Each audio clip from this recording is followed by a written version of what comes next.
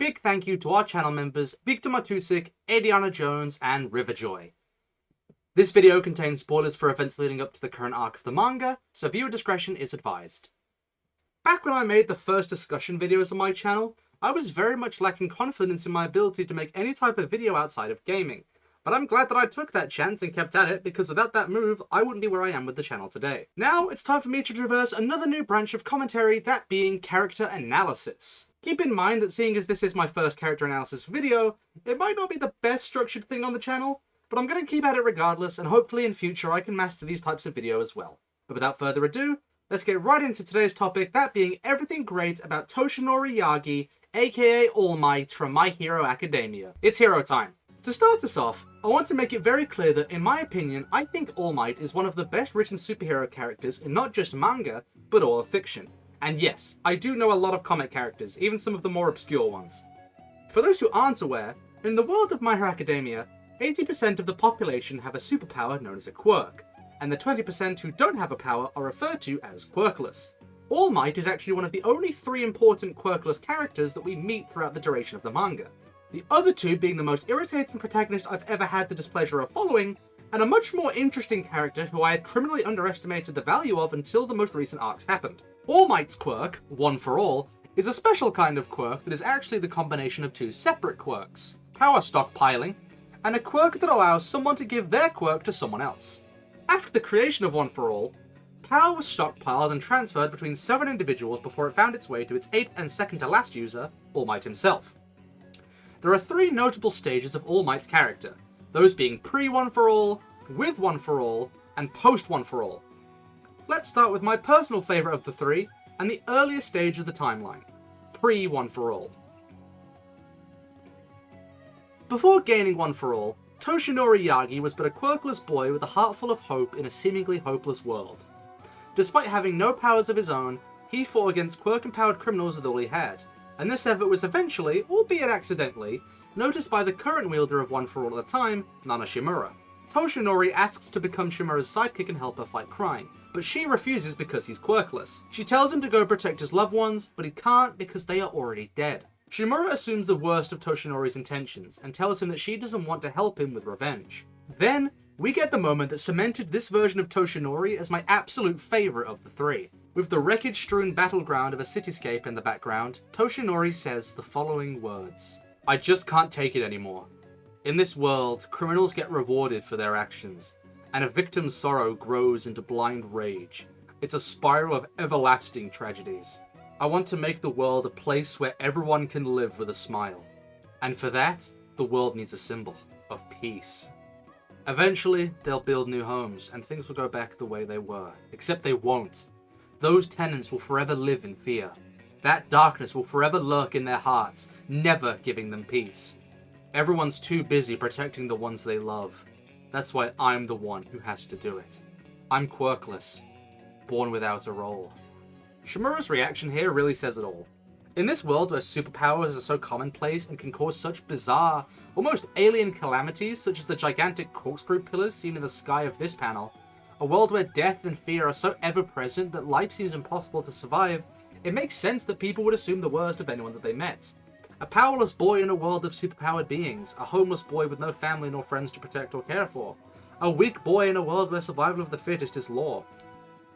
Despite all that he is and how far he is from what he is needed to be, Toshinori does not hate the life he was given, does not seek revenge, does not want power for the sake of gain. This is a boy whose eyes shine with hope. In this moment, Toshinori makes his objective in life very clear. He does not want power because of revenge, nor for fame or glory. This is not a declaration of ambition, but rather the acceptance of a burden that few others could shoulder. The hero All Might was not born from a heroic origin. He was born from a sacrifice. In this scene, what Toshinori is declaring, in other words, is I will carry the weight of the world so that nobody else has to. Shimura accepts Toshinori's conviction, and with enough time and training, Toshinori finally earns the one thing he needs to begin his mission, One for All. But in a cruel twist of irony, in gaining the one thing he needs to become a hero, Toshinori loses the only person who truly believed in him. Before his journey can even begin, Toshinori must bear the burden of witnessing his own master die before his very eyes, at the hands of the very person who accidentally created One for All in the first place, that being the all-powerful criminal mastermind, All for One. With One for All. For the next 40 years, Toshinori fully embraced his role as the symbol of peace, All Might. Because of his presence alone, Japan's crime rate drops below 6% of what it was before he gained One for All. Of all the users of One for All, Toshinori is the one who held on to the quirk the longest, with the next closest being the fourth user, Hikage, who knew that he was too weak to fight All for One, and thus went into hiding to train the quirk as much as possible, who died after 18 years with the quirk because One for All was too powerful for a person who already had a quirk to contain. With his 40 years of heroics, All Might trained the quirk to such a degree that he became capable of causing natural disasters and even influencing weather phenomena just by throwing punches. All Might's feats of strength include causing rain to fall on a previously sunny day, crossing several city blocks in single jumps, beating All for One into a near-death state not once but twice, throwing 300 punches in around 5 seconds, which resulted in sending a villain with a shock absorption quirk flying into a not-so-nearby forest, redirecting missiles over a medium range, causing a hurricane with a single punch, and blowing open a gigantic hole through an entire city just through the sheer wind pressure caused by him punching the air. With these feats alone, it's easy to see just how terrifyingly powerful All Might had truly become, and thus it's no surprise that he made Japan as crime-free as it was. But, of course, that had to change sooner or later. Post One for All. After passing down One for All to the main protagonist of the manga, Izuku Midoriya, we got to see a very different side of All Might. With injuries sustained over the years causing him to only be able to act out his heroics for short periods of time every day, the peaceful stronghold that All Might built up quickly began to crumble. After his first rematch with All for One, All Might had to officially retire from heroism, and thus had nothing more he could do than pass on his wisdom to his disciple. But with time, Toshinori began to grow depressed. After so long, he now remembered what it felt like to be powerless, and worst of all, it was the time when the world needed him most. But even after having passed on One for All, we got to see more recently that Toshinori very much still possesses the same intimidating force of will within him that he had as All Might. And with the most recent arc, we got to see from All Might something that I know I and a lot of others had been wanting from Deku since the very beginning of the manga. It was the splendid return of All Might, the quirkless hero. There's something so raw about these panels of All Might's withered, weakened state going head-to-head with All for One, arguably his most powerful ever. Especially these badass shots of All Might smiling even though his body and suits are rapidly failing him and falling apart. With this battle, what we're really seeing is Toshinori's determination continuing to shine through despite the odds. We get to see him push himself to even greater heights even though he's already far beyond his limits. And I think that really captures the very nature of the term that he himself coined and popularized. Go beyond, plus ultra. All in all, I truly think that All Might is a work of fictional genius. In a story where superheroes are public faces employed as protectors of peace, and their real names are as well known as their alter egos, the irony that the most powerful hero of all is one who hides his true name, power, and identity is a fun subversion of the usual trope, and honestly the genre as a whole. On top of that, All Might is an excellent contradiction even within the context of the story itself. He's a symbol of peace, but he brings peace through further violence, which the villains of the story even raise as a point against him. He saves people, but because he's so good at saving people, the average person feels less of a responsibility to do good things, because they just figure that All Might or some other hero will show up and deal with the problem. And thus this leads to society shunning responsibility, and in certain cases, that mindset was even what ended up leading to a number of the series' most terrifying, evil, and dangerous villains coming to power. All Might had no family or friends, and thus decided to become the symbol of peace, but in doing so, he had to lose the first person who he ever truly cared for. He started as a quirkless hero, and now he's dying as a quirkless hero.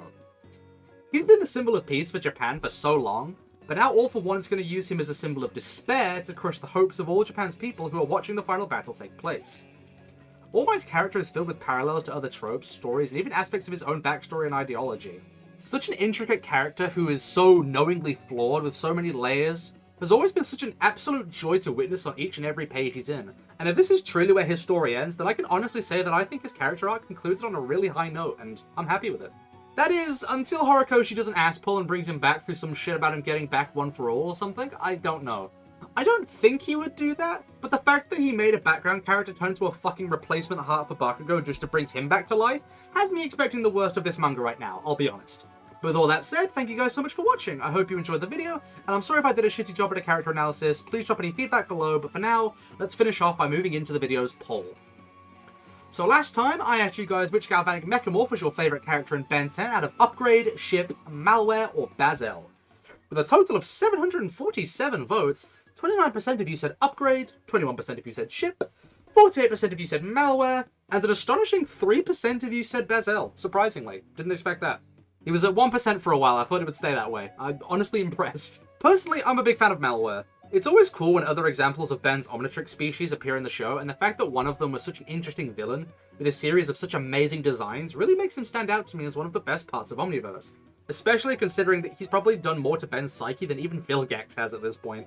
Now, for this video's poll, I'm going to be asking you guys, if you lived in the world of My Hero Academia, and you could have any one of the quirks within One for All, which one would you want? Float, Black Whip, Danger Sense, or Smokescreen? I'm not including Farjin or Gear Shift because those aren't in the anime yet, and I don't want to spoil them for any anime-only fans who see the poll without watching the video. So with all that said, I'll see you all next time. Adios, fellow heroes. I look forward to seeing your vote results.